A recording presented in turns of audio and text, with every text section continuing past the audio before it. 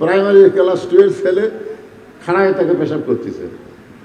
তাই বললাম বাদান বস বস, খাড়ায় থেকে পেশাব করা হয় না, ডানে থেকে পেশাব করা হয় না, বসো। ওই বসে না, বস, তোর শিক্ষক তোরে শিখায়নি কেমনি পেশাব করা লাগে? ক্লাস 2 পড়িস আর ডানায় পেশাব করিস। ও তখন বলতেছে, চাচা আপনি যে কথা বলেন, প্রাইমারি পেশাবখানার যায় দিকে আমার সারি খাড়া হয়ে পেশাব করে, আর সারি খাড়া হয়ে পেশাব করে। সেই বিদ্যালয়ের জন্য সরকার হাজার হাজার কোটি টাকা বাজেট করে, আর আপনাদের এই ফোরকানিয়া মাদ্রাসার জন্য সরকার কয় টাকা দেয়? এই কথা কর না, কয় টাকা দেয়? যেখানে আল্লাহর কোরআন শিক্ষা দেওয়া হবে, রাসূল বলেছেন খায়রুকুম মান তাআল্লামাল কোরআন ওয়া আল্লামা। ওই ব্যক্তির চাইতে দামি সম্মানী কেউ নাই যে আল্লাহর কোরআন শিখেছে এবং অপরকে কোরআনের শিক্ষা দেয়। আল্লাহ রাসূল বললেন, জিবরাইল পড়তে বললি আমি পড়বো না, এমন পড়া আমি পড়তে চাই যেই পড়ার মধ্যে আমি আল্লাহ পাই। সুবহানাল্লাহ। তাহলে আব্দুল্লাহ ইবনে ওমর হলো 6 লক্ষ হাদিসের হাফেজ, 30 পারা কোরআনের হাফেজ। ওমর ফারুকের পাশে গিয়া ওকালতি শুরু করলেন, মানে কেউ বাপের পক্ষে নেই, সবাই মাথা নিচু করে আছে। বেটা যায় বলতেছে, নবীর সাহাবীরা মাথা তোলো। মাথা নিচু করে আছে কেন? মাথা তোলো। তোমরা খাটো পাঞ্জাবি হলেও তো নতুন কাপড় পরে নামাজ পড়তে এসেছো, কিন্তু আমি আব্দুল্লাহর পরনে নতুন কোনো কাপড় নাই। তোমরা খাটো পাঞ্জাবি হলেও তো নতুন পোশাক পরেছো, কিন্তু আমার দিকে তাকায় দেখো আমার পরনে নতুন কোনো কাপড় নাই। ওসমান গনি বলে, আব্দুল্লাহ আজকে জুমার দিনে সবাই নতুন পোশাক পরেছে, তুমি নতুন পোশাক কেন পরো নাই? আব্দুল্লাহ বলতেছে, আমি যদি আজকে নতুন পোশাক পরতাম তাহলে আমার বাবার গায়ের জুব্বা লম্বা হতো না। আমার বাবা যেদিন থেকে মদিনার খলিফা হয়েছে সেদিন থেকে তোমরা সবাই আরামে ঘুম পাড়ো, কিন্তু আমার বাবার চোখে ঘুম নাই। আমার বাবা যেদিন থেকে মদিনার খলিফা হয়েছে সেদিন থেকে তোমরা সবাই আরামে ঘুম পাড়ো, কিন্তু আমার বাবার চোখে কোনো ঘুম নাই। বাবা সারা রাত চোরের মতন চুপি চুপি মানুষের দুঃখ কষ্ট দেখে বেড়ায়। চোরের মতন, ধরে কোন কার মতন? চোরের মতন। বাংলাদেশের মতন 96টা দেশের খলিফা, তার কোনো পুলিশ নাই, র্যাব নাই, একা একা। আর আমাদের বাংলাদেশের প্রধানমন্ত্রী 1 ঘন্টায় একলা বেড়াতে পারবে, চিন্তা করছেন? এমপি সাহেব পারবে, এমপি। কি অবস্থা! আর বাংলাদেশের মতন 96টা দেশের খলিফা চোরের মতন একা একা মানুষের দুঃখ কষ্ট দেখতেছেন আর ঘুরতেছেন। হঠাৎ দেখতে পাই মরুভূমির ভিতরে তাঁবু টাঙ্গাইয়া, তাঁবুর মধ্যে 2টা বাচ্চা মা মা বলে কাঁদতেছে, আর মা পাতিলে গোস্ত সিদ্ধ করতেছে আর বলতেছে, বাবা গোস্ত সিদ্ধ হলেই তোমাদের খাবার দেব। ওমর ফারুক চিন্তায় পড়ে গেলেন, দুম্বার গোস্ত হলে বড় জোর 8 ঘন্টা লাগবে, উটের গোস্ত হলে বড় জোর 1 ঘন্টা লাগবে। এত গভীর রাত হয়ে গেছে, এখন পর্যন্ত গোস্ত সিদ্ধ হয় না। আমার মনে হয় এই মা সন্তানকে দয়া করে না। এখন লোকমা দিতে গিয়া তাঁবুর নিকটে গিয়া বললেন, মা তোমার অন্তরে কি কোনো দয়া মায়া নাই? তোমার সন্তান ক্ষুধার জ্বালায় কাঁদতেছে, আর এত গভীর রাত হয়ে গেল এখন পর্যন্ত তোমার গোস্ত সিদ্ধ হয় না। মেয়েটা বলতেছে, পথিক তুমি কে গো? তোমাকে আমি চিনি না। এই গভীর রাত্রে এমন বিপদে আমি পড়েছি, আল্লাহ আমার খোঁজ নেয় না। নাউজুবিল্লাহ বলেন। মানুষ কঠিন বিপদে পড়লে মানুষ কিন্তু এরকম কথা বলে, যেরকম গাজার মুসলমানেরা বলতেছে, আল্লাহ আল্লাহ বিশ্ব থেকে আমাদেরকে খাবার দেয়, আর সেই খাবার আমরা নিবার গেলে ওই ইসরায়েলের হায়নারা আমাদেরকে গুলি করতেছে, আমাদের শিশু বাচ্চাদেরকে জেহারে মারতেছে। তুমি আল্লাহ কি করতেছো? তুমি যদি ইব্রাহিম নবীকে নমরুদের আগুন থেকে বাঁচাবার পারো, তুমি যদি মুসা নবীকে সাগর রাস্তা বানাই দিবার পারো, তাহলে আমরা কি এতই পাপী হয়ে গেছি আমাদের মাসুম বাচ্চাগুলোকে ওরা মারতেছে? কি কারণ মাঝে মধ্যে মানুষ বিরক্ত হয় না? মেয়েটা বিরক্ত হয়ে বলতেছে, এমন বিপদ আমি পড়ছি পথিক, যে আমার আল্লাহ আমাকে দেখতে পারতেছে না। মেয়েটা বলতেছে আমার বাড়ি হলো ইয়ামিন দেশে, আমি শুনতে পাইলাম মদিনার খলিফা হযরত ওমর অত্যন্ত ভালো মানুষ। আমার দুইটা এতিম বাচ্চাকে নিয়ে গতকাল বিকেল বেলা ওমরের দরবারে যাবার চাচ্ছিলাম, কিন্তু এত মানুষের ভিড় আমি ওমরের দরবারে ঢুকতে পারি নাই। আমি আমার দুইটা বাচ্চাকে নিয়ে নিয়ত করলাম আগামীকাল সকালবেলা ওমরের দরবারে যাব। রাতের বেলা তাঁবু টাঙ্গায়া দুইটা বাচ্চাকে বুকের মধ্যে নিয়ে আমি সান্ত্বনা দিয়ে ঘুমাবার চাই, কিন্তু রাতটা যত বেশি হয় আমার সন্তান দুইটা খালি কান্দে, আমার সন্তান দুইটা শুধু কান্দে কান্দে আর কান্দে। আমি তখন কি করব? ক্ষুধার জ্বালায় যখন কাঁদতেছে আমি তখন সান্ত্বনা দেওয়ার জন্যে পাতিলের মধ্যে পানি আর পাথর দিয়ে নিচে আগুন জ্বলায়া আমি বলতেছি বাবা গোস্ত সিদ্ধ হলেই তোমাদের খাবার দেব। আমি মনে করেছিলাম আমার সান্ত্বনার বাণী শুনে আমার দুইটা সন্তান ঘুমিয়ে যাবে, কিন্তু এদের পেটে এত খিদা লাগছে যে খিদার কারণে এরা ঘুমাবার পারতেছে না। আমি মা হইয়া বলতেছি পথিক সকালবেলা পর্যন্ত আমার দুইটা সন্তান হয়তো আর বাঁচবে না। সঙ্গে সঙ্গে ওমর ফারুক বললেন মা একটু ধৈর্য ধরো, মা একটু ধৈর্য ধরো, ওই পাথর পানি গরম না করে তুমি তোমার সন্তান দুইটাকে বুকের মধ্যে নিয়ে একটু ধৈর্য ধরো। গভীর রাত্রে এক দৌড়ে বাইতুল মালের দরজায় ডাক দিলেন আসলাম দরজা খুলে দে রে আসলাম, দরজা খুলে দে। আসলাম দরজা খুলে দিলে ওমর ফারুক বললেন খাবার একটা বস্তা আমার মাথায় উঠে দে। আসলাম বলে আমি হলাম চাকর, আপনি হলেন আমির, খাবার বস্তা গভীর রাত্রে কোথায় নেওয়া লাগবে? ওমর ফারুক বললেন আসলাম একজনের পাপের বোঝা আর একজন মাথায় নেয় না, দে আমার মাথায় উঠে দে। এখন আসলাম কি করবে? উলিল আমরে মিনকুমকে মানতে গিয়া ওই খাবারের বস্তা ওমর ফারুকের মাথায় দিলেন। ওমর ফারুক বস্তার দুই মোড়া ধরে দৌড়ানো শুরু করলেন। আসলাম বলতেছে আমির আল মুমিনিন এই ওজনের বস্তা নিয়ে দৌড়ালে আপনি যদি পড়ে যান আপনার কষ্ট হবে। ওমর ফারুক বলে আসলাম রে সময় মতো যদি যাবার না পারি জাহান্নামের আগুনে আল্লাহ ওমরকে পুড়াইয়া ফেলবে। ইন্না আকরামাকুম ইনদাল্লাহি আতকাকুম। আল্লাহর কোরআন দিয়ে যখন রাষ্ট্র চলে তখন নেতারা কেমন হয় একটু খেয়াল করে শোনেন। তাবুর কাছে বস্তা নিয়ে বললেন মা তোমার সন্তান দুইটা কি জীবিত আছে? মেয়েটা বলতেছে এখনো জীবিত আছে। ওমর ফারুক বললেন মা তাহলে রুটি হালুয়া তৈরি করো। মেয়েটা রুটি হালুয়া তৈরি করে যখন ওমরের হাতে দেয় ওমর দুইটা সন্তানকে দুই উরাতের উপরে বসায়া দিয়া দুই সন্তানের গালে চুমু দিয়া উঠি ছিঁড়া হালুয়া নিয়ে যখন মুখে দেয় দুইটা সন্তান ফেল ফেল করে ওমরের দিকে তাকায়া থাকে। তুমি কে গো? তুমি কে? এই গভীর রাত্রে বাবার দরদ দিয়ে আমাদেরকে খাওয়াতে আইছো, তুমি কে গো? সঙ্গে সঙ্গে ওমর ফারুক দুইটা হাত আল্লাহর দরবারে তুলে বলতেছে আল্লাহ এ অধমকে জাহান্নামের আগুন থেকে তুমি বাঁচায়া দাও।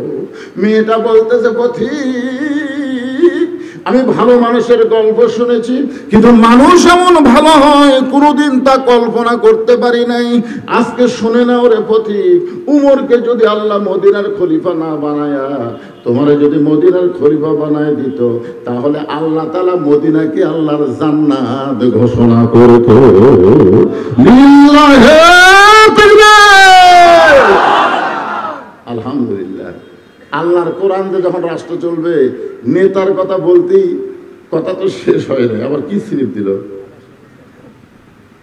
আচ্ছা ঠিক আছে, আকাশের অবস্থা ভালো না, দয়া করে আদায় সেরে নিলে ভালো হয়।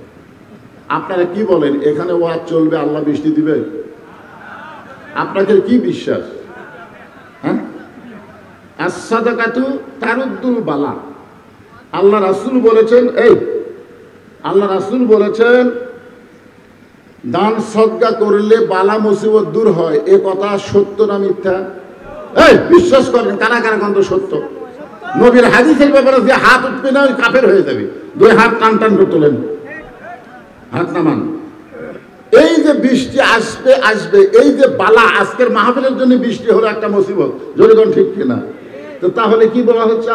সদকা তো তারুদ্দুল বালা, দান সদকা করলে বালা মুসিবত দূর হয়ে যায়। তা আপনাদের কাছে একটু রুমাল যাবে, গামছা যাবে, আপনার যে যা পারবেন এই বালা মুসিবত থেকে বৃষ্টিকে দূর করার জন্য 10 পারেন, আপনি 5 টাকা পারেন তাও দিবেন। ভাই আপনাদের কাছে রুমাল গেলে, ব্যাগ গেলে কারা কারা দিবেন না তারা হাত তোলেন তো দেখি। 1 টাকাও দেবেন না, হুজুর আমি সেই কিরবন, আমি জীবনে 1 টাকা দিই না, এরকম কোন লোক আছেন? এই কারা কারা দিবেন তারা একটু হাত তোলেন তো দেখি। যারা দিবেন তারা হাত তোলেন তো বাবা। এ টান টান করে তোলেন না, কারণ আপনাকে আমি 2000 টাকা দিবার বলতেছি, 10 টাকা হাঁটু হুটু ছিলে যাবি, পরে যে কয় কোরআনের টাকা যাবি। আস-সাদাকাতু তারুদ্দুল বালা, বৃষ্টি বন্ধ হবে ইনশাআল্লাহ। আপনারা যদি সবাই ব্যাগের মধ্যে 10 টাকা, 20 টাকা, 50 টাকা করে দেন, ইনশাআল্লাহ বৃষ্টি আর আসবে না। যতক্ষণ মাহফিল চলবে ইনশাআল্লাহ আসবে না ইনশাআল্লাহ। নূর আলম আল্লাহ কোরআন শরীফ বাবদ 500 টাকা দান করেছে, আল্লাহ তার দানকে কবুল করেন। আল্লাহ নেক নিয়ত থেকে আশা করা, আল্লাহুম্মা আমিন। আপনাদের কি ব্যাগের আদায় শেষ? এই ব্যাগের আদায় কি শেষ? তো কথা কন না কেন? ওয়াজ শুরু করা লাগবে না? শেষ?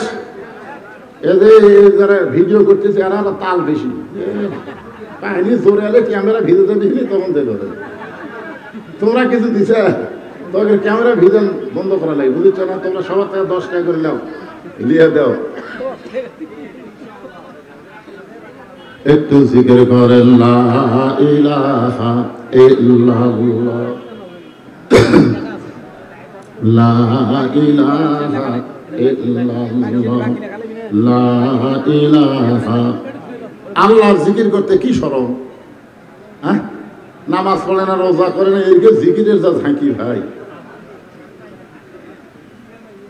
আমার দয়ার আল্লাহর দরবারেতে কেউ ফিরে না খালি হাতে।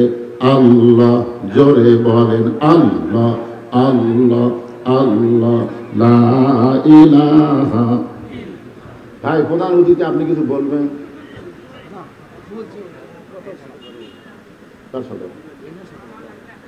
আচ্ছা, আপনি কিছু বলবেন না? তো অন্য অনেক প্রধান অতিথি কয় আমি এত টাকা পয়সা দিয়ে প্রধান অতিথি করল, আর আমাকে একটা মাইক দিল না। আপনার এরকম কোনো অজুহাত নাই? আচ্ছা ঠিক আছে, মাশাআল্লাহ, আলহামদুলিল্লাহ। সাধারণ মানুষকে আল্লাহ যেন অসাধারণ হিসাবে জান্নাত দেয়, ধরে কারণ আমি যেখানেই থাক সেখানেই যেন আল্লাহ বরকতে পরিপূর্ণ করে দেয়। আল্লাহুম্মা আমিন। অ্যাডভোকেট একজন উকিল মানুষ, বাপ মা 2 জনের জন্য 2টা কোরআন শরীফ বাবদ 1000 টাকা দান করছে। আল্লাহ তার দানকে কবুল করেন। আব্দুল্লাহ ইবনে ওমর বলে, রে নবীর সাহাবীরা, তোমরা সবাই যখন ঘুমিয়ে যাও, এমন সময় আমার বাবা চুপি চুপি আমার ঘরের দরজায়, মনে আছে না ভুলে গেছেন? চুপি চুপি আমার ঘরের দরজায় আস্তে করে ঠোকা দিলেন, আব্দুল্লাহ আব্দুল্লাহ।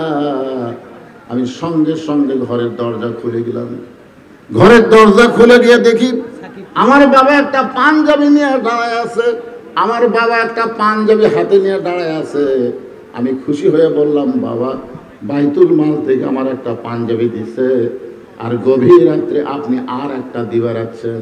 আব্দুল্লাহ মনে করছে যে বাবা তাকে পাঞ্জাবি দিবে রাখছে, এই জন্য বলতেছে, বাবা বাইতুল মাল থেকে আমার একটা পাঞ্জাবি দিছে, আপনি আর একটা পাঞ্জাবি দিবে রাখছেন।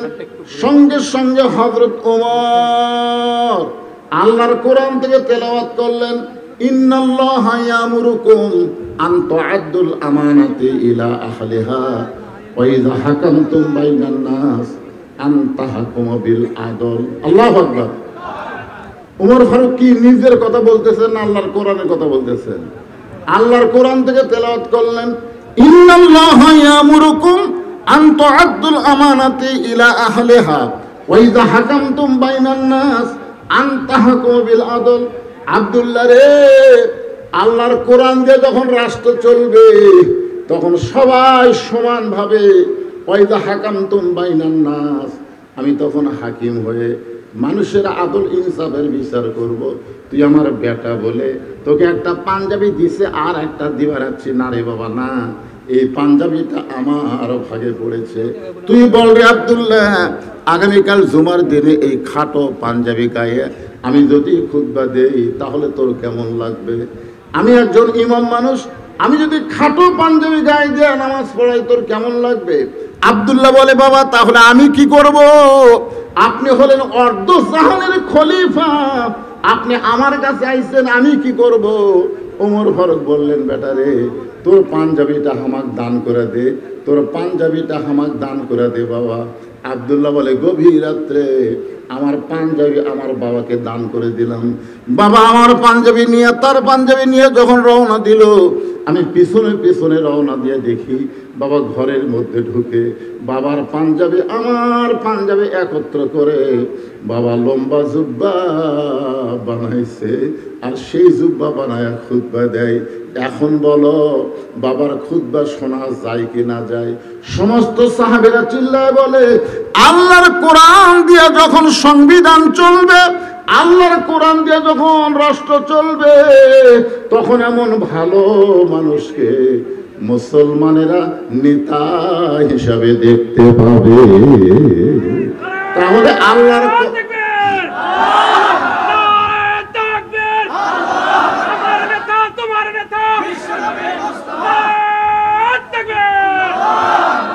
আল্লাহর কোরআন দিয়ে যখন রাষ্ট্র চলবে, তখন ভালো মানুষকে নেতা হিসেবে দেখা যাবে। আমরাও কি চাই? আল্লাহর আইন চাই, সৎ লোকের কথা কন না কেন, সৎ লোকের শাসন চাই, আল্লাহর আইন চাই। আল্লাহর আইনে সৎ লোক, বদ লোক যায় ওটি পারবি না তো, কারণ খুব ঠেলা আছে।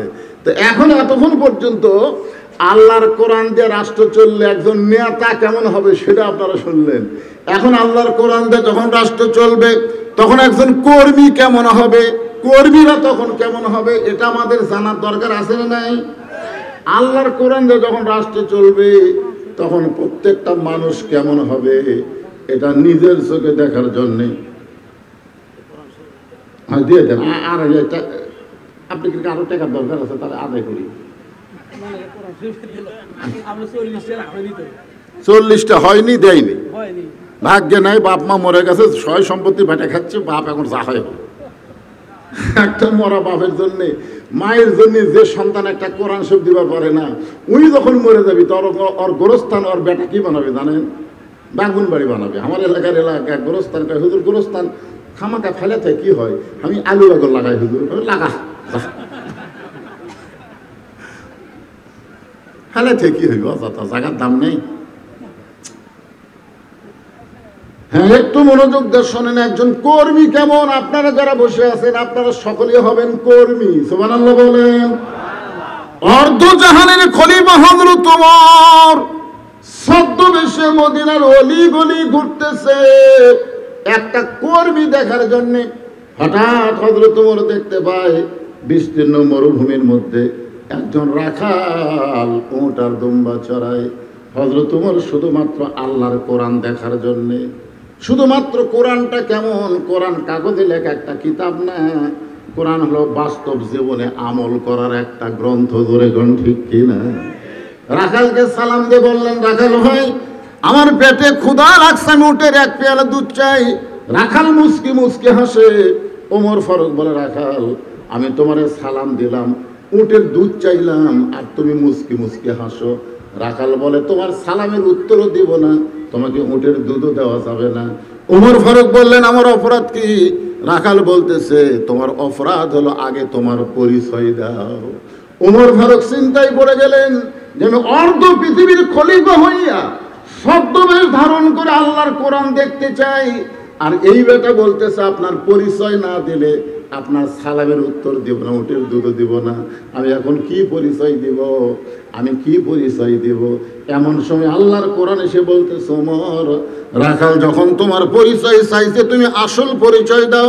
তোমার আসল পরিচয় হলো মিল্লাতা আবিকুম ইব্রাহিম ওয়া সাম্মাকুমুল মুসলিমিন। কি বুঝলেন? আসল পরিচয় বদর রশিদ, আসল পরিচয় বক্তা, আসল পরিচয় ইমাম, আসল পরিচয় বীর মুক্তিযোদ্ধা, আসল পরিচয়ের কন্ট্রাক্টর, এগুলো আসল পরিচয় না, এগুলো হলো ভেজাল পরিচয়। আসল পরিচয় হলো আমরা মুসলমান। যখন আসল পরিচয় কি? আল্লাহ কোরআনে কি বলেছে? এমপি না হইয়া মরো না, চেয়ারম্যান না হইয়া মরো না, ডাক্তার না হইয়া মরো না, এই কথা আল্লাহ বলেছে? আল্লাহ বলেছে লা তামুতুন্না ইল্লা ওয়া আনতুম মুসলিমুন, মুসলমান না হইয়া মরিও না। তাহলে দুনিয়াতে যারা পরিচয় মুসলমান দিবে, মরার সময় তারা মুসলমান হয়ে মরতে পারবে। ধরে কোন কথা ঠিক কিনা? এই মুহূর্তে যখন বলবো আমাদের আসল পরিচয় কি, আপনারা সকলে জবান খুলে বলবেন মুসলমান। যারা বলবেন না তাদের কান্দের ফেরেশতা। তোমার দুই কান্দে কি, দুই কান্দে দুই মোহরি, লেখিতেছেন ডায়েরি, দলিল দেখে রায় দিবে, টাকা পয়সার নাই কারবার, কেরামান কাতিবিনা ইয়ালামুনা মা তাফালুন। আমাদের আসল পরিচয় কি? এতগুলো মুসলমান থাকতে আপনারা এই স্লোগান দিলেন। ফেরেশতারা বলতেছে আল্লাহ আমরা তোমার কোরআনের মাহফিলে গেলাম, তোমার বান্দার পরিচয় দিলাম আমরা মুসলমান। আল্লাহ বলে যত গুনাহগারী হোক না কেন আমি তাদের নাম জান্নাতি হিসাবে কবুল করে নিলাম। এটা সাহস করে বলা যায় না কি? যত বড় গুনাহগার হই আমরা মুসলমান, এই ব্যাপারে কোনো সন্দেহ আছে নাকি? সন্দেহ আছে? তাহলে আমাদের আসল পরিচয় কি? আরো জোরে জোরসে বলুন, জোর হলো না? মাশাআল্লাহ। ওমর ফারুক বলতেছে রাখাল আমার আসল পরিচয় হলো আমি একজন মুসলমান। রাখাল বলতেছে আসল না নকল? এইবারই তো ওমর ফারুক ধরা খাসা। মুসলমান তো মুসলমানই, এর মধ্যে আসল নকল কি? আসল মুসলমান তারা মাগরিব এশার নামাজ পড়ে ওয়াজ শুনতেছে, যারা মাগরিবও পড়েনি এশাও পড়েনি, ওই ফজরও পড়বি না, ওই যতই মুসলমান মিছিল করুক কাম হবে না। কারণ রাসূল বলেছেন লা সালাতা লা ঈমানা, যার নামাজ নাই তার ঈমান নাই। লা সালাতা লা দীনা, যার নামাজ নাই তার কোনো ধর্মই নাই।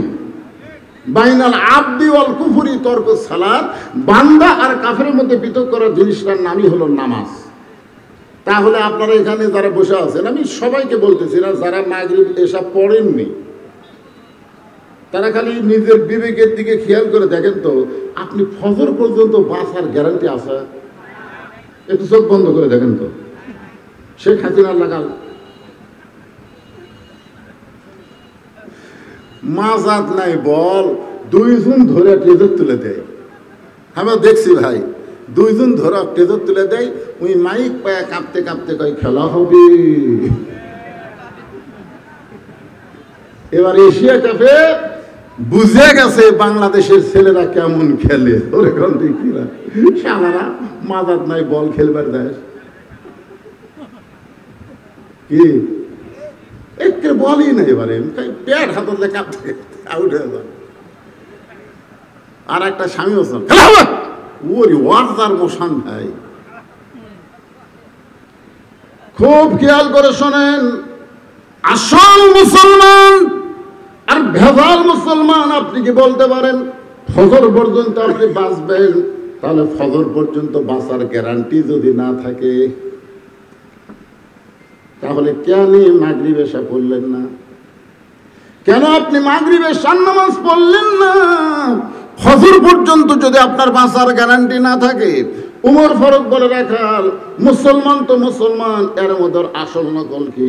রাখাল বলতেছে আসল মুসলমান যারা হবে তারা সাওয়ার ব্যাপারে সতর্ক থাকবে, দরকার হলে ফাঁসির মঞ্চে যাবে, কিন্তু রাষ্ট্রপতির কাছে বাঁচার দরখাস্ত লিখবে না। এরকম আসল মুসলমান বাংলাদেশ আপনারা দেখেননি? মতিউর রহমান নিজামী নাম শুনছেন? তাকে এসে বলতেছে উকিল সাহেব, স্যার আপনি হলেন একটা দলের আমির, আপনি যদি রাষ্ট্রপতির কাছে বাঁচার দরখাস্ত লেখেন আর রাষ্ট্রপতি যদি আপনার দরখাস্ত মঞ্জুর করে, তাহলে আপনার ফাঁসি কার্যকর হবে না। লেখেন তো স্যার একটা বাঁচার দরখাস্ত। মতিউর নিজামী মুচকি মুচকি হাসে। উকিল বলে হাসেন কেন? বলে হাসার কারণ হলো আমার জীবনে 3টা রাষ্ট্রপতিকে আমি ক্ষমতা থাকা অবস্থায় মরা দেখছি। যে রাষ্ট্রপতির কাছে আমাকে বাঁচার দরখাস্ত লিখতে বলতেছো, এরকম 3টা রাষ্ট্রপতিকে আমি ক্ষমতা থাকা অবস্থায় মরা দেখছি। একটা হলো শেখ মুজিবুর রহমান, একটা হলো জিয়াউর রহমান, একটা হলো জিল্লুর রহমান। যারা ক্ষমতা থাকতে নিজেরাই মরে যায়, তাদের কাছে কোনো ইমানদার জীবন ভিক্ষা চায় না। ধরে কথা ঠিক কিনা কথা বলেন? মনোযোগ দিবেন। আসল মুসলমান যারা হবে তারা কোনোদিন বলবেন আমার দয়াল বাবার দরবারেতে কেউ ফিরে না খালি হাতে। বাবা যদি কিছু দেয়, বাবা যদি কিছু দেয়, বাবাকে একটু মনোযোগ দিবেন। রাখাল বলতেছে তুমি যদি আসল মুসলমান হও, তুমি দুধ চাইছো কার কাছে? সঙ্গে সঙ্গে ওমরের চোখ দিয়ে পানি পড়তেছে। আল্লাহ, তোমার কোরআন যখন দুনিয়াতে চালু থাকবে, ওমর যদি ভুল করে একটা রাখাল পর্যন্ত ভুলটা ধরতে পারবে। আপনাদের মসজিদে আল্লাহর কোরআন চালু আছে না নাই? আপনাদের মসজিদের কথা বলতেছি। ইমাম সাহেব টাইটেল পাস দাওরা পাস, এতদিন আসরের নামাজ 4 রাকাত পড়াছে, কিন্তু আজকে 3 রাকাতে বসে গেছে। এতদিন কয় বৈঠক দিছে? 2 রাকাত পরে 1 বৈঠক, 4 রাকাত পরে 1 বৈঠক, কিন্তু আজকে ইমাম সাহেব 3 রাকাত যেই বলছে 4 নম্বর কাতার থেকে এক ভ্যানালা অটো ভ্যান চলায়, উনি আবার বলছে আল্লাহু আকবার। ইমাম সাহেব বলতেছে তুই যতই লোক মাদে হ্যাঁ মোট মারে, এতদিন পড়াছি 4 রাকাত, আজ 3 রাকাতেই বসে থাকবো। আমি ওট নো না, দরকার হলে দিনের ভোর রাতে দেবো, মানুষ না আসলে ডেমি দিব, তাও আমি ক্ষমতা ছাড়বো না। এই মনে করে যদি মসজিদের ইমাম বসে থাকে, আপনারা বলেন তো মসজিদের মুসল্লি ইমামের পক্ষে হবে না ভ্যানালার পক্ষে হবে? কেন ভ্যানালার পক্ষে হবে? যে মসজিদ ইমাম তোর বাপের আইন চলে না, মসজিদে আল্লাহর আইন চলে। ঠিক মতো নামাজ পড়াবি তো পড়াবি, না পড়ালে তুলে বাদ দে, নতুন আর একটা নেতা ইমাম নিয়োগ দিব। জনগণ কথা ঠিক কিনা? মসজিদে আইন চলে কার? আরো ধরে বলে।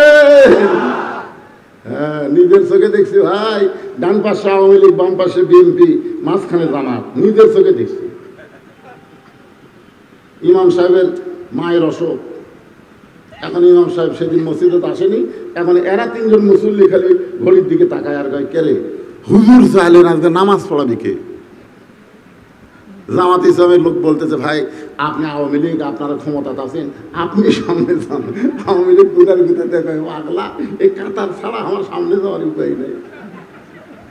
তো বিএনপি বলতেছে ভাই তাহলে আপনি, বেশি কথা কোস না তো আকামত দিচ্ছে যা। জামাত ইসলাম বলতেছে তাহলে আমি যাই। আল্লাহর ঘরের মধ্যে যে সামনে যাওয়ার পারে, বাইরেই তারা আল্লাহর দল করে। যদি কথা করো না, কথা ভালো লাগবে। ঘরটা হলো কার?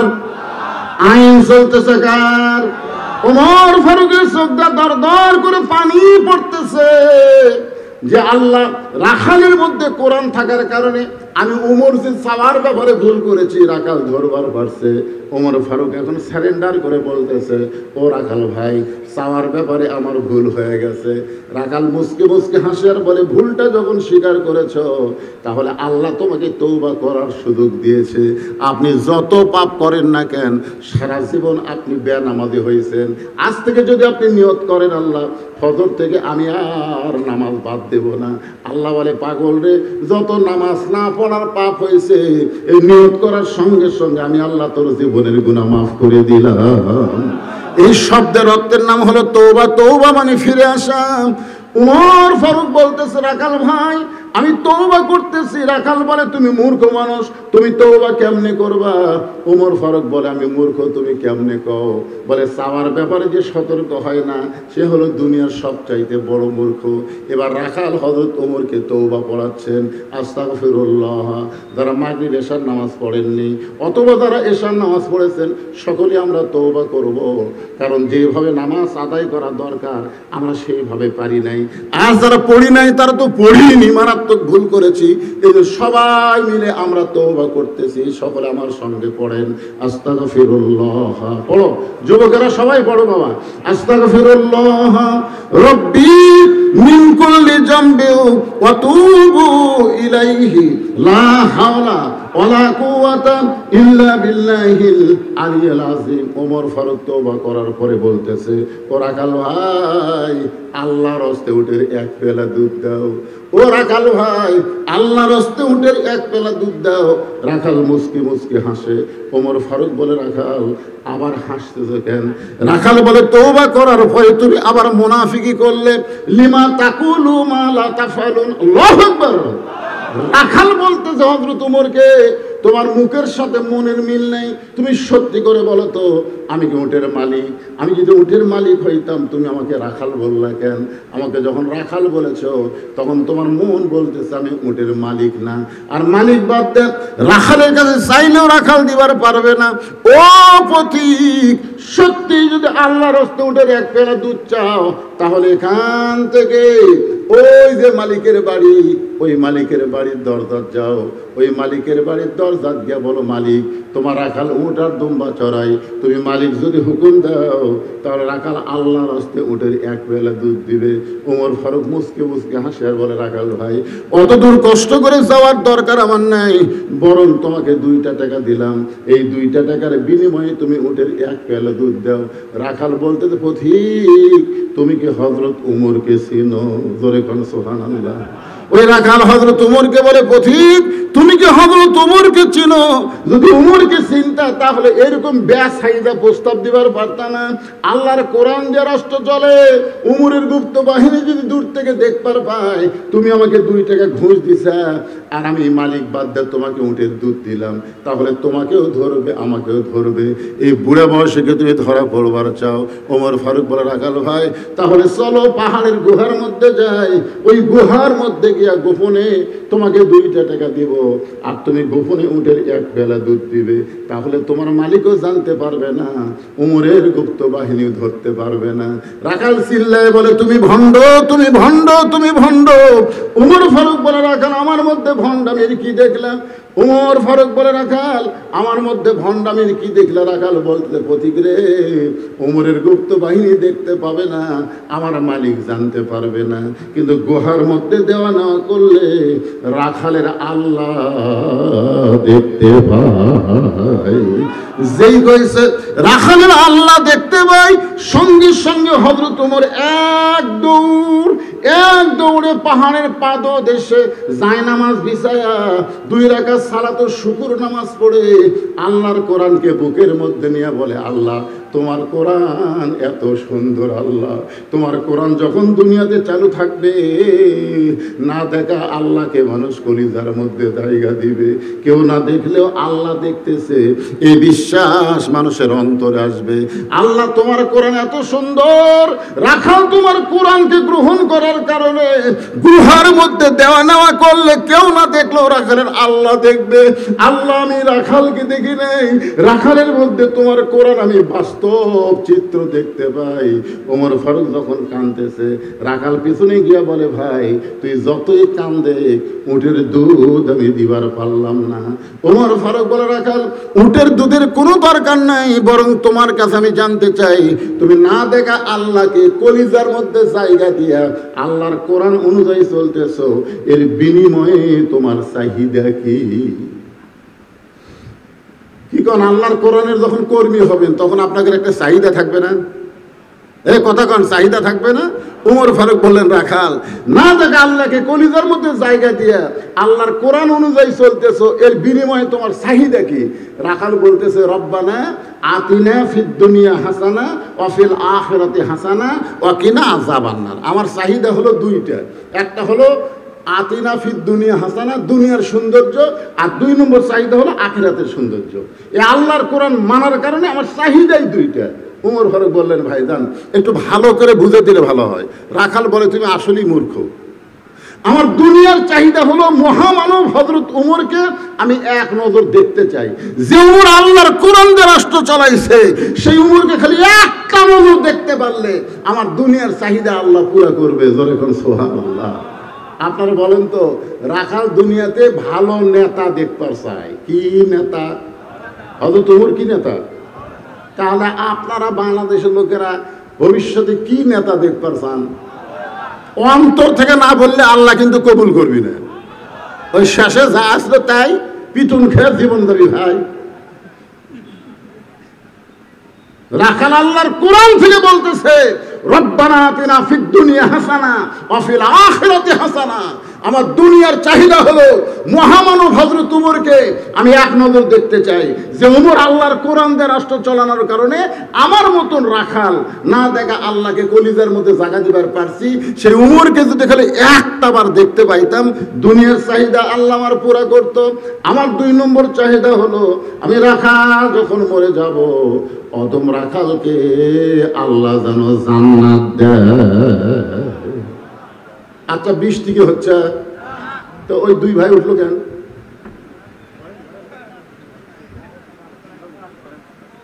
না না, কি হাদিস দিয়ে বৃষ্টি আটকে থাকা হতো দেখছেন?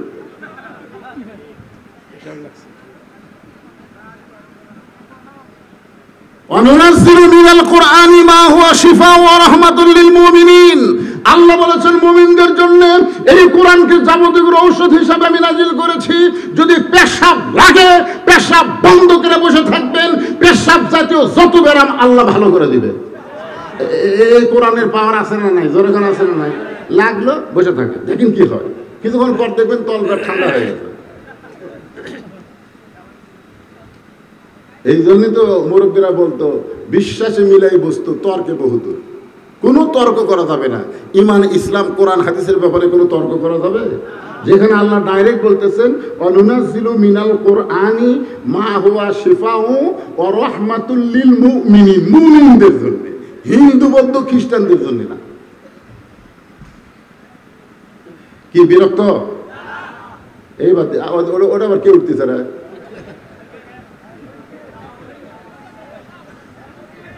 আচ্ছা ঠিক আছে, 2-1 হাজার হাজার মানুষের 2-1 সবাই কি সমান হয়? কে ভাই, সবাই কি সমান হয়? অত্যন্ত গুরুত্বপূর্ণ সাবজেক্ট, একটু মনোযোগ দিয়ে শুনবেন। ওমর ফারুক বলতেছে, রাখাল তোমার 2 নম্বর চাহিদা কি? অফিল আখিরাতে হাসানা। রাখাল চোখের পানি নিয়ে বলতেছে, আমার 2 নম্বর চাহিদা হলো আমি অধম রাখাল যখন মরে যাব, আল্লাহ যেন জান্নাত দেয়। আচ্ছা, মরার পরে আপনারা কি চান? এ ছাড়া আর কোনো চাহিদা আছে? রাখাল বলতেছে, আমার 2 নম্বর চাহিদা হলো এই অধম রাখাল যখন মরে যাবে, আল্লাহ যেন রাখালকে জান্নাত দেয়। সঙ্গে সঙ্গে হযরত ওমর দৌড়ে গিয়ে রাখালের হাতটা এরকম খপ করে ধরেই 3টা চুমা খাবে। রাখাল বলে, আমার ঘামা হাত চুমা খেলে তুমি? ওমর ফারুক বলতেছে, রাখাল তুমি জানো তোমার 2 নম্বর চাহিদা আল্লাহ পুরা করছে, মরার সাথে সাথেই আল্লাহ তোমাকে জান্নাত দিয়ে দিবে। আপনারা সুবহানাল্লাহ কোন, কিন্তু রাখাল সুবহানাল্লাহ কয় না। ওমর ফারুক বলতেছে, রাখাল মরার সঙ্গে সঙ্গে আল্লাহ তোমাকে জান্নাত দিয়ে দিবে। রাখাল সুবহানাল্লাহ কয় না। ওমর ফারুক বলে, রাখাল মরার সঙ্গে সঙ্গে আল্লাহ তোমাকে জান্নাত দিয়ে দিবে, তুমি সুবহানাল্লাহ কেন বলতেছ না?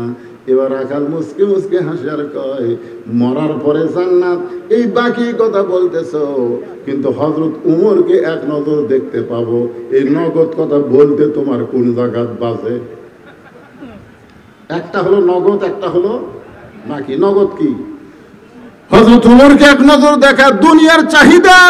হযরত উমরকে এক নজর দেখা। ওমর ফারুক চিন্তায় পড়ে গেলেন, যেই রাখাল আমাকে তওবা পড়াছে, যেই রাখাল আমাকে মুনাফিক কইছে, যেই রাখাল আমাকে ভণ্ড কইছে, এখন যদি বলি আমি উমর, বলাও সারা, রাখাল হাত ফেল করে মরাও সারা। ওমর ফারুক চিন্তায় পড়ে গেলেন, আমি এখন কি করব?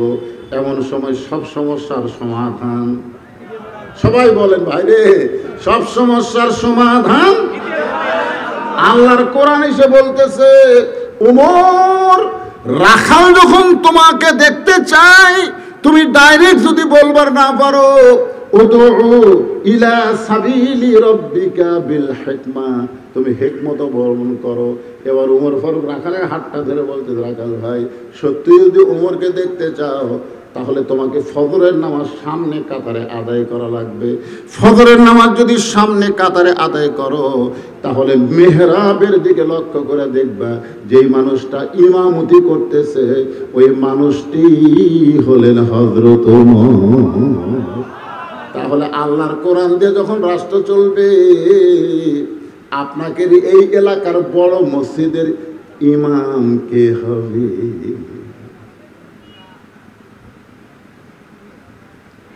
এই ইউনিয়নের চেয়ারম্যান সাহেব ইউনিয়নের বড় মসজিদের ইমাম হওয়া লাগবে। থানার বড় মসজিদের ইমাম হবে এমপি সাহেব, উপজেলা চেয়ারম্যান সাহেব, যিনি তিনি এসে বলতে পারে না যে আমাকে ভোট দাও আমি নেতা হব। নেতা হওয়ার আগে নামাজ পড়া তো দেখি। ওমর ফারুক বলতেছেন সত্যি যদি ওমরকে দেখতে চাও তাহলে ফজরের নামাজ তোমাকে সামনে কাতা আদায় করা লাগবে। ফজর যদি সামনে কাতারে আদায় করো তাহলে মেহরাবের দিকে লক্ষ্য করে দেখবা যে মানুষটা ইমামতি করতেছে সেই মানুষটি হলেন হযরত ওমর। রাখাল ছোট বাচ্চার মতন কান্দে। ওমর ফারুক বলে কান্দো কেন? রাখাল বলে আমি বারান্দায় নামাজ পড়ি, আমি মসজিদের ভিতরে ঢোকার সাহস পাই না। মসজিদের মধ্যে নবীর দামি দামি সাহাবী, ওই দামি দামি সাহাবীর মধ্যে আমি রাখাল কেমনে যাই? ওমর ফারুক আল্লাহর কোরআন থেকে বললেন ইন্না আকরামাকুম ইনদাল্লাহি আতকাকুম। ও রাখাল, তোমারে কে বললো মসজিদের বারান্দায় কম দামি আর মতন পরে? দেখেন তো এই 3 ওয়াক্ত খালি 1 ওয়াক্ত জাতি আর ওয়াক্ত আসে। ওমর ফারুক বললেন 3 ওয়াক্ত তাড়াতাড়ি 2 ওয়াক্ত লম্বা কেন? এশা থেকে ফজর, ফজর থেকে জোহর, এই 2 ওয়াক্ত লম্বা কেন? রাখাল বলতে আমি তো জানি না। ওমর ফারুক বললেন তাহলে শোনো, ফজর থেকে জোহর পর্যন্ত আল্লাহ লম্বা সময় দিছে। এই লম্বা সময়ের মধ্যে তুমি চাকরি করবা, তুমি খেতে খামারে কাজ কাম করবা, তুমি ব্যবসা বাণিজ্য করবা। এই সমস্ত করতে গিয়া তোমার দেহের যে ক্ষয় হবে, ব্রেনের যে ক্ষয় হবে, এশা থেকে ফজর আল্লাহ লম্বা সময় দিছে। এই লম্বা সময়ের মধ্যে তুমি ঘুম পাড়বে, এই ঘুমের মাধ্যমে আল্লাহ তোমার ক্ষয়টা পুরা করে দিবে। তাহলে এশা থেকে ফজর হলো লম্বা সময়। যদি তোমার চোখে ঘুম ধরে, রাখাল বলতেছে ঘুম যদি ধরে মসজিদের এক কোনায় ঘুমায় যাব। ওমর ফারুক বললেন রাখাল, মন যা চাই তার নাম ইসলাম না। মন চাইলে মসজিদে ঘুম পাড়বা, এটা চলবি না। মন চাইলে এসি দিছে, ফ্যান আছে, আরামে বসে থাকবেন, গল্প করবেন, চলবি না। সবাই চলে গেছে, ওরা 3 জন এসি দিয়ে বসে আছে। তখন কানদের ফেরেশতা আল্লাহ বলতেছে আল্লাহ সবাই চলে গেল জোহরের নামাজ পড়ে, এরা 3 জন যে এসি দিয়ে গল্প করতেছে, এর কি রেজাল্ট কি? আল্লাহ বলতেছে এরা গল্প করার সময় এসির কারেন্ট যে বিল হচ্ছে, এই বিল এই 3 জন পরিশোধ না করা পর্যন্ত জান্নাতে যাওয়ার পারবে না। কারণ মসজিদের বাপের ঘর না দিয়ে ইচ্ছা মতো গল্প মারবি। জোরে কর, কথা কর না কেন? কথা কর। হ্যাঁ এসি দিছে, চলো যায়। ফাইদা কুদিয়াতিস সালাম ফান্তাশিরু ফিল আরদ। একটু মনোযোগ দিয়ে শোনেন। ওমর ফারুক বললেন রাখাল আযানের গুরুত্ব দিও। 5 ওয়াক্ত নামাজের মধ্যে সবচাইতে গুরুত্বপূর্ণ আযান হলো ফজরের আযান। জোরে কোন কোন আযান? সবাই বলে লাগবে। যুবকেরা তো 12টার সময় ফেসবুক চালাতে চালাতে ঘুম আসে, ওরা বোঝেই না ফজর কি। ফজরের আযানে একই শব্দ 2 বার বেশি বলে, অন্য আযানে সেটা বলে না। সেই শব্দ কি? আপনাদের কাছ থেকে শুনতে চাচ্ছি না। এই যুবক দেখি তো একটা যুবক,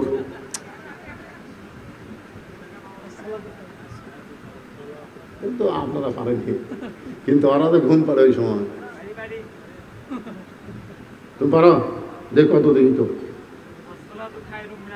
মাশাআল্লাহ। আসসালাতু খায়রুম মিনান নাওম। হযরত ওমর ফারুক বলে রে রাখাল, ফজরের আযানের গুরুত্ব দিও। ফজরের আযান, এতদিন রাখাল নামাজ পড়তো বারান্দায়, কিন্তু আজকে নামাজ পড়বে সামনে কাতারে। যেই মাত্র আযান দিছে বুঝলেন, ওই কি আর ওই সিনা টান করে লাইয়ের তেল দিয়ে হাঁটবি?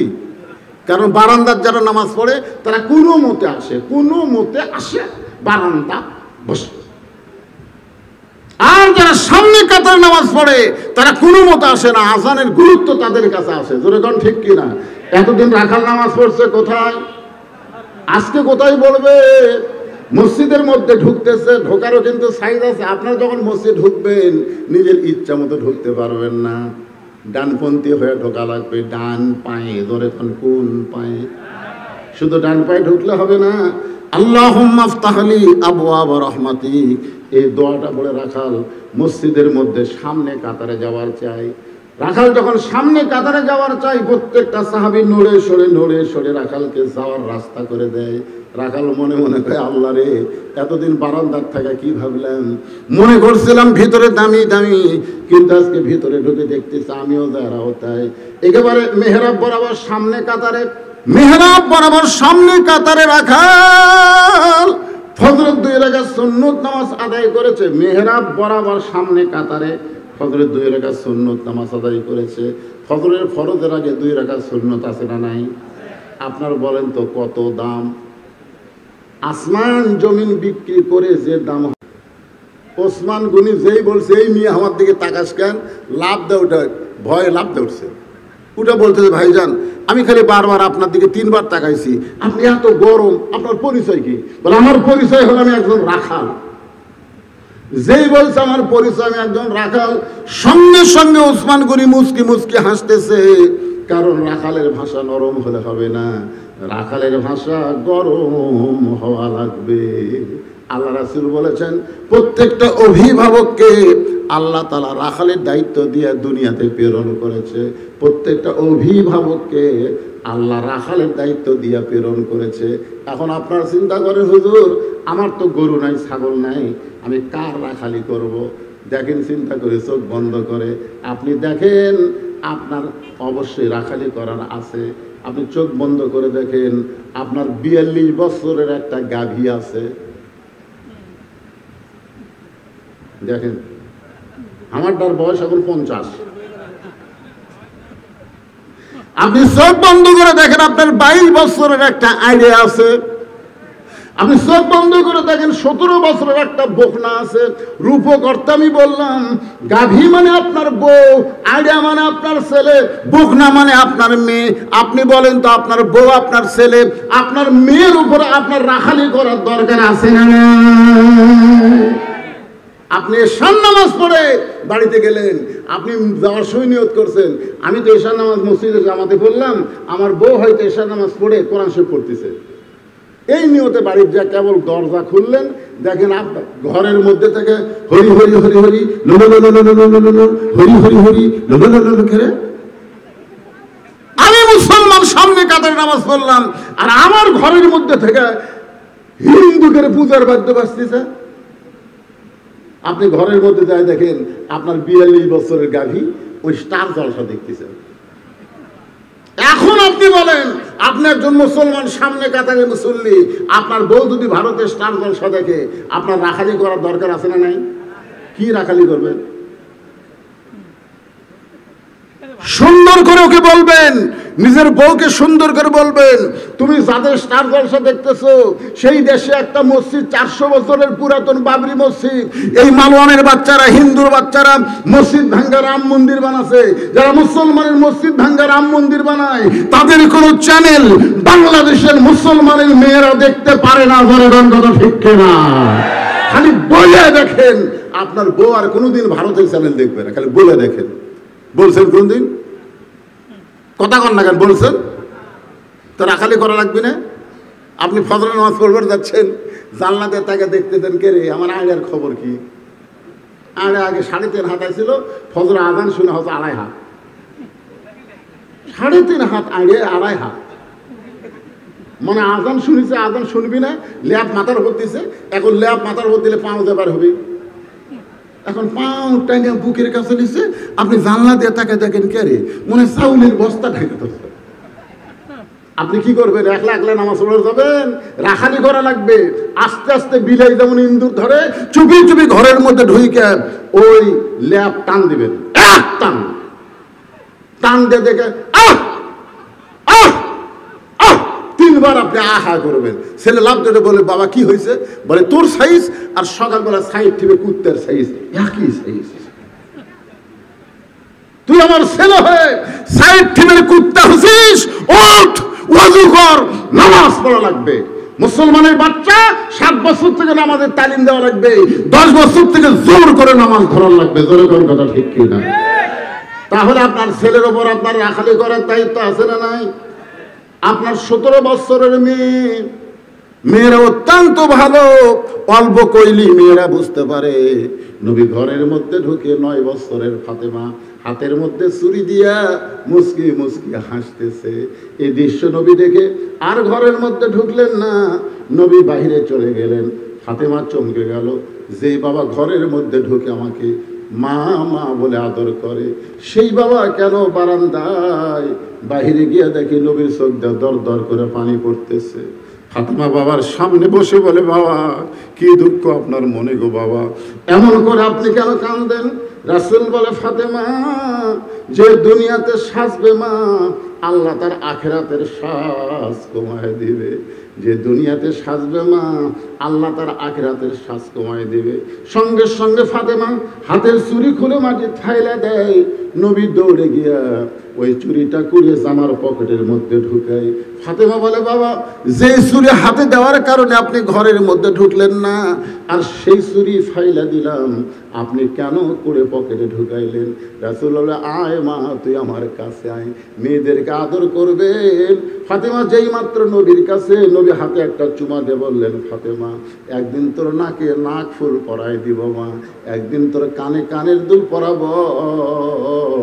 আমি যতই গরিব হই না মা, একদিন তোর গলাত মালা পরায় দিব।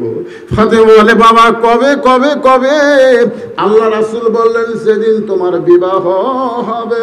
ও ফাতেমা, মেয়েরা কেবলমাত্র একজন পুরুষের জন্য সাজতে পারে মা, সেই পুরুষটা যদি তার স্বামী হয়, স্বামী ছাড়া অন্য কোনো পুরুষের জন্যে মেয়েদের সাজা জায়েজ নয়। আমার মায়েরা যারা পর্দার অন্তরালে মা, ফাতেমার সঙ্গে যদি জান্নাতে যাওয়ার চান, তাহলে ফাতেমাকে আপনাদের গ্রহণ করা লাগবে। এমন পর্দার মধ্যে ছিলেন, পর্দার মধ্যে দুনিয়া থেকে ফাতেমা বিদায় নিছে, গভীর রাত্রে দুনিয়া থেকে নিয়ে বিদায় নিছে। হযরত আলী কান্দে করে জান্নাতুল বাকির মধ্যে দাফন করে আল্লাহর কাছে ফরিয়াদ করে, আল্লাহ ফাতেমাকে তুমি কবুল করে নাও, ফাতেমাকে কবুল করে নাও। যেই মাত্র বলেছে কবুল করে নাও, আলী তাকায় দেখে সামনে কয়েকটা পুরাতন কবর। এই মাত্র ফাতেমার কবর দিল, সেই নতুন কবর আর নাই, শুধু পুরাতন কবর, নতুন কবর দেখা যায় না। গোটা জান্নাতুল বাকির মধ্যে হযরত আলী দৌড়ে আর বলে, ফাতেমার কবর এখনই দিলাম, সেই কবর কোন জায়গায়? কে যেন ডাক দেয়, বলে, আলী রে, ফাতেমা পর্দা নিশি, আমি আল্লাহ জোহরা ডিগ্রি দিয়া ফাতেমার কবরটাকে কিয়ামত পর্যন্ত গোপন করে দিয়েছি। ওসমান গনি আস্তে করে বসে বললে, ভাইজান কোনদিন আপনাকে সামনে কাতারে দেখিনি ভাই, আজকেই প্রথম দেখতেছি। রাখাল বলতেছে, আমি বারান্দার নামাজ পড়ি, আমার সামনে আসার কি ঠেকা? ওসমান গনি বলতেছে, তাহলে আজকে যে দেখতেছি। রাখাল বলতেছে, আজকে দেখার জন্য যাচ্ছি। আজকে দেখা হয়ে গেলে এত কষ্ট করে ওই বারান্দার থেকে সামনে কাতারে আসা আমার ঠেক্কাও নেই। কারণ তারা বারান্দার মজা পাচ্ছে, তারা সামনে কাতারে আসবি। কারণ সামনে কাতারে আসলে যদি গেলে পিছনে কাতারের লোক সালাম ফিরে সুন্নতের নিয়ত করে, তখন এরা কবি কি ব্যাপার দাঁড়িয়ে এরকে নামাজ যে কখন, এখন আবার লাঠি বানাচ্ছে, লাঠি লাঠি মুখের। আর বারান্দার যারা পড়ে ওর কি কোনো টেনশন আছে? কোনো টেনশন নেই, শেষে এসে আগে যাবে। ওর কামই হলো আসমো শেষে জামো আগে। রাখাল বলতেছে, আজকে দেখার জন্য আইছি, দেখা হলেই চলে যাবো, আর কোনোদিন আসবো না। ওসমান গনি চোখের পানি নিয়ে বলতেছে, ভাইজান আমি বহু বছর হলে সামনে কাতারে নামাজ পড়ি, এখন পর্যন্ত আমার দেখার ভাগ্য হলো না। রাখাল বলতেছে, আমার দিকে তাকান তো দেখি। ওসমান গনি রাখালের দিকে তাকায়, যেই তাকাইছে রাখাল বলতেছে, চোখের মুনি তো ভালোই আছে, আপনি দেখবার এসে দেখবার পান না। ওসমান গনি যাকে দেখতে চায় তিনি আর কেউ না, তিনি হলেন নামাজের মালিক আল্লাহ। জোরে গান সুবহানাল্লাহ। বুখারী শরীফের কিতাবুল ইহসানের মধ্যে আল্লাহ রাসূল বলেছেন, আনতাবুদুল্লাহ কাআন্নাকা তারাহু ফাইন লাম তাকুন তারাহু ফাইন্নাহু ইয়ারাকা। যখন কোন আল্লাহর বান্দা নামাজের সিজদায় যাবে, ও আল্লাহকে দেখতে পাবে। আল্লাহ যদি দেখা সম্ভব না হয়, আল্লাহ তারে দেখতেছে এ বিশ্বাস তার কলিজায় আসবে। তাহলে নামাজ পড়তে গেলে আমাকে কে দেখে? কথা কন না কেন? কে দেখে? আল্লাহ। আল্লাহ। এই জন্যে নামাজের সময় যে পোশাক পরবেন সে পোশাকের নাম হবে লিবাসুত তাকওয়া। লিবাসুত তাকওয়া। তাকওয়া, লিবাসুত তাকওয়া মানে কি? তাকওয়ার পোশাক। আপনি এমন একটা শার্ট গাউট দিয়েছেন, এমন এক ফুল প্যান্ট পরছেন, রুকুর থেকে যখন সেজদাত গেছেন, পিছনে ওই জিনিসটা পিছন দিকে ঠেলা টেবা হয়ে আছে। দ্বিতীয় কাতারে মুসল্লি কয়, কে রে মাল কি পরে যাচ্ছে রে? আর ওই যদি একটা পাঞ্জাবি পরতো, পিছনে যতই টেবা হোক পাঞ্জাবি দিয়ে ওরা ঢেকে যেত। জোরে কথা কর না কেন ভাই রে? কথা কর না কেন? হ্যাঁ, নামাজ নামাজ নামাজ। আপনি ডিসির বাড়িতে গেলে, এসপির ঘরত গেলে, এমপির ঘরত গেলে ভালো পোশাক পরেন, আর 4 হাতা গামছা গাওয়ার দিয়ে নামাজও যাচ্ছে। আমার এক চাষা 4 হাতা গামছা গাওয়ার দিয়ে মসজিদে যাচ্ছে। আমি বললাম, কে চাষা আপনার পাঞ্জাবি নাই? আমার বলছি যে ফতুয়া দে, তুই ফতুয়া দে, গামছা গাওয়ার দিয়ে নামাজ হইলে। আমি বললাম, এই জন্যই তো হাসিনা তোর দেখা পারে রে, কেন গামছা গাওয়ার দিয়ে মসজিদে এলে ক্ষতি কি রে? আমি বললাম, চাষা এই গামছা গাওয়ার দিয়ে আপনি বিয়ের বাড়ি যাওয়ার পারবেন? চাষা বলছে, তুই কি মনে করছিস আমার পাঞ্জাবি নাই? এই বছরই 5টা পাঞ্জাবি বানাচ্ছি। এই গামছা গাওয়ার দিয়ে আপনি জামাইয়ের বাড়ি যাওয়ার পারবেন? চাষা ভাই তোর মাথা খারাপ নাকি রে? জামাইয়ের বাড়িতে কেউ গামছা গাওয়াতে যায়? ও বিয়ের বাড়ি যাওয়া পারবেন না, জামাইয়ের বাড়ি যাওয়ার পারবেন না। আর আল্লাহর ঘর মসজিদে আসতেছেন, যদি আপনার পাঞ্জাবি না থাকতো তাহলে আল্লাহ আপনাকে ছাড় দিত। তোর কথা কন না কেন ভাই? কথা কন। এই জন্য বিশ্বাস করবেন, আনতাবুদুল্লাহ কান্নাকা তারাহু ফাইলাম তাকুন তারাহু ফাইন্নাহু ইয়ারাকা। আল্লাহু আকবার। যখন আল্লাহর সিজদা দিবেন তখন আপনি আল্লাহকে দেখতে পাবেন। যদি আল্লাহ দেখা সম্ভব না হয়, আল্লাহ আপনাকে দেখতেছে, এই বিশ্বাস আপনার কলিজায় আসবে। এক লোক এক ওয়াজে এক বক্তা ওয়াজ করছে, আবু হানিফা রহমতুল্লাহ আলাইহি 100 বার আল্লাহ দেখছে। তখন আমি ফতুয়া খুঁজতেছে, কে রে মুসা নবী আল্লাহ দেখতে পারছিল, রব্বি আরিনি, আল্লাহ কয় লান্তারানি, আর আবু হানিফা দেখল। কে রে, এই হাদিস কি মুসা নবীর সময় ছিল? এই হাদিস আল্লাহর নবী দিয়েছে। তার মানে বোঝা গেল, উম্মতে মুহাম্মাদি যালিকা ফাদলুল্লাহ ইউতিহি মান ইয়াশা, আল্লাহু যুল ফাদলিল আযীম। উম্মতে মুহাম্মাদের মধ্যে হযরত আলী প্রত্যেক সিজদায় আল্লাহর কুদরতি পায়ে সিজদা করেছে। জোরে করে সুবহানাল্লাহ, সুবহানাল্লাহ। ওসমান গনি বলতো, ভাইজান বহু বছর হলো আমি দেখবার আসি, কিন্তু এখন পর্যন্ত দেখতে পাইলাম না, আর তুমি আজকের দিনে দেখতে পাইবা। রাখাল বলতেছে, তাহলে তুমি আমার হাত ধরো, আমি নিজেও দেখব এবং তোমাকেও দেখায়া দিব। সাল্লাল্লাহু আলাইহি। রাখাল ওসমানকে বলতেছে, তাহলে তুমি আমার হাত ধরো, আমি নিজেও দেখব, তোমাকেও দেখায়া দিব। এমন সময় আল্লাহর কোরআন ওসমান গনির সামনে এসে বলতেছেন, ইয়া আইয়ুহাল্লাযীনা আমানু তাকুল্লাহা ওয়া কুনু মা'আস সাদিকিন। আচ্ছা, আপনারা যে মসজিদের ইমামের পাশে ইক্তেদা করেন, ইক্তেদাই তো বিহাদাল ইমাম কন না? এ ভাই কন কি কন না? এই ইমামকে আমরা অনুসরণ করি।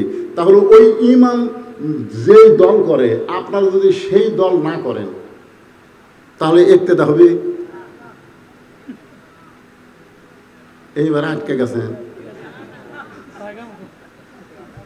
না না, মনে করেন যে হুজুরের পাশে বলতেছেন ইক্তেদা তো বিহাদাল ইমাম, আল্লাহু আকবার, তাহলে হুজুরকে আপনি ইক্তেদা করতেছেন। হুজুর যে দল করে আপনি আবার সেই দল করেন না, তখন ফেরেশতারা কয় আল্লাহ এই কি? আল্লাহ কয় আস্ত মুনাফিক। ইমাম করে আল্লাহর দল, আর এই মুসল্লি করে শয়তানের দল। ওসমান গনি আল্লাহর কোরআনের আয়াত বলতেছে, ইয়া আইয়ুহাল্লাযীনা আমানু তাকুল্লাহা ওয়া কুনু মা'আস সাদিকিন, ওয়া কুনু মা'আস সাদিকিন। খুব খেয়াল করেন ভাই, এর দিকে দিয়েন না, এর দিকে দিয়েন না, মাইকের সমস্যা। ওয়া কুনু মা'আস সাদিকিন, সত্যবাদী তোমরা সাথী হও। এ কথা কার? তাহলে আপনারা বলেন তো, মানুষের তৈরি আইন যে যারা কথা কয় তারা সত্যবাদী, না আল্লাহর আইনের কথা যারা বলে তারা সত্যবাদী? কারা সত্যবাদী?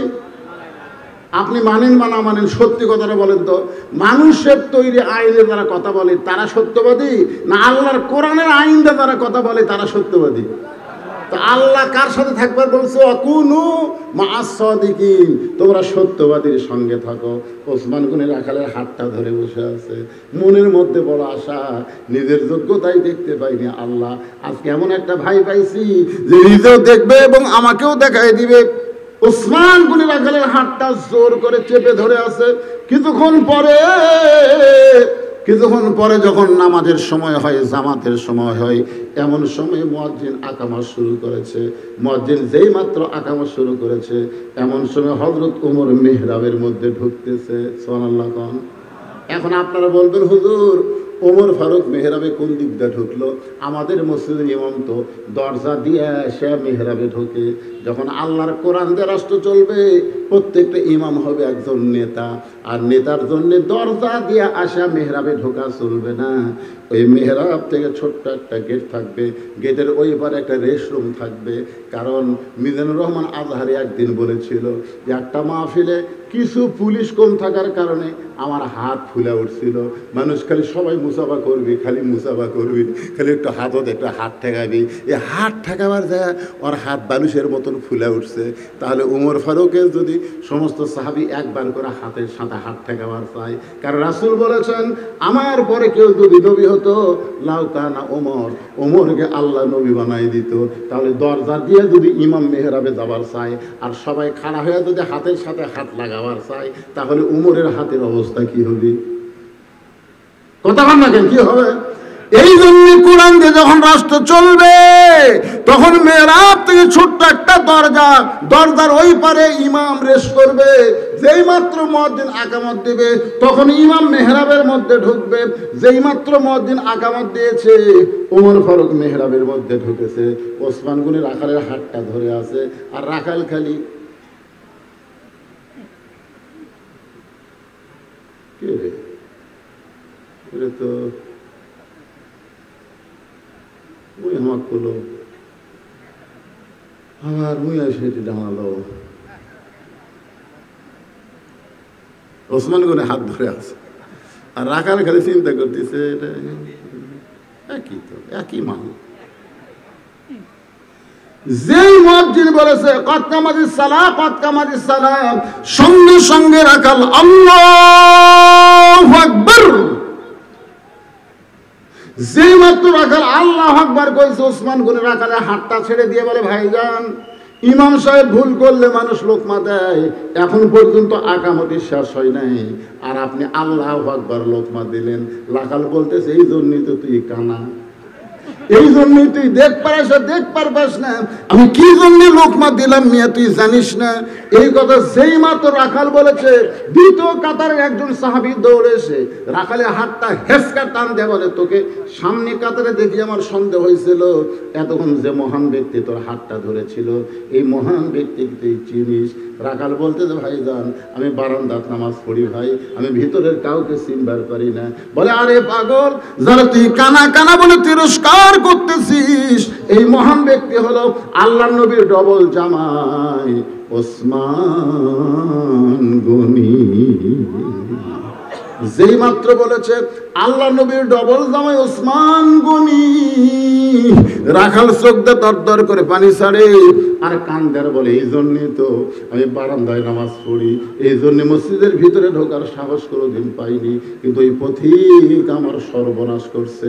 ওমর ফারুকের দিকে আঙ্গুল দেখায় বলতেছে, ওই পথিক আমার সর্বনাশ করছে, ওই পথিক আমারে কইছে ওমরকে যদি দেখবার চাও তাহলে সামনে কাতারে দাঁড়াইবা, মেহরাবের মধ্যে যেই মানুষটাকে দেখবা সেই মানুষটি হলো হযরত ওমর। আমার সারা জীবনের সাধনা একটা বার আমি ওমরকে দেখতে চাই, কিন্তু ওমরকে দেখতে এসে ওই প্রতীককেই যদি মেহরাবের মধ্যে দেখতে পাই, তাহলে তোমরাই বলো লোকমা দেওয়া ছাড়া তো আমার উপায় নাই, আমি আল্লাহু আকবার লোকমা দিব। ওই প্রতীককে মেহরাব থেকে সরাই দিয়া ওই জায়গায় হযরত ওমরকে আমি এক নজরে দেখতে চাই। হাজার হাজার সাহাবীরা কান্দে, সমস্ত সাহাবীরা যখন কাঁদতেছে, রাখাল চিল্লে বলে বারান্দায় নামাজ পড়া ভালো, এই ভিতরে কেন কান্দা কান্দি শুরু হয়ে গেল?